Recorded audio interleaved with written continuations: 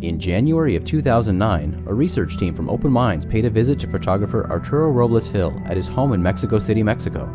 Robles had been documenting mysterious objects in the sky with some frequency, and Open Minds hoped to capture closer, higher quality photos of these UFOs above Mexico City. The team and I arrived at Robles' home at approximately 8 a.m. to get an early start scanning the skies. Extreme air pollution in Mexico City builds as the day progresses, so sky viewing is best done in the early morning. Robles observes many mysterious objects in the sky from the vantage point of his building's rooftop. After evaluating the location, the Open Minds team set up a camera with the hope of photographing one of these mysterious UFOs. This high-powered camera kit included a Nikon D3X, Nikon's flagship 24.5 megapixel DSLR camera, and a Sigma Ultra Telephoto zoom lens, the largest high-speed zoom lens available. At the time of this trip, this premier lens was one of only 2 existing in the United States.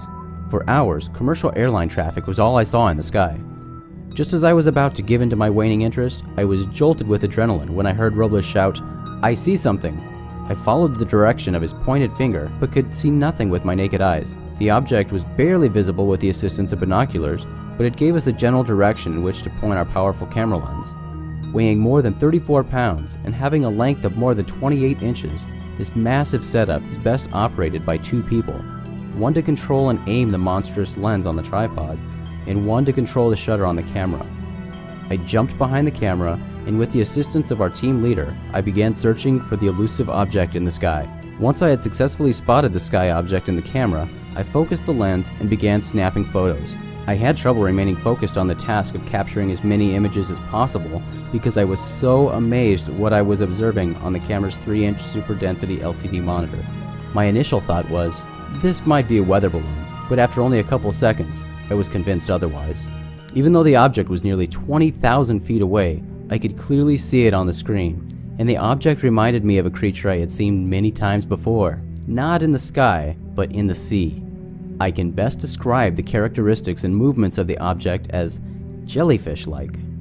The object was semi-see-through, and it billowed and undulated as it moved. I believed I was watching a living creature, not a balloon or a rigid mechanical craft. The translucent object was swimming through the blue sky, changing both shape and color as it moved. Yes, it is possible that the yellow and white pulsing colors were simply the sun's rays reflecting off this object, but the colors also gradually morphed into red, green, and blue. The creature was spherical with a fiery glowing tail. The characteristics of this tail and the billowing of the sphere made the object even less likely to be a balloon. The sphere portion of the creature appeared to have veins or some sort of cranial membrane, adding to its biologic appearance. Less than 2 minutes later, the creature slowly disappeared from sight. The once translucent object became completely transparent and vanished. I remember trembling as a result of both adrenaline and disbelief at what I had just seen. To this day, I can only describe, but cannot fully explain what I observed in the sky above Mexico City.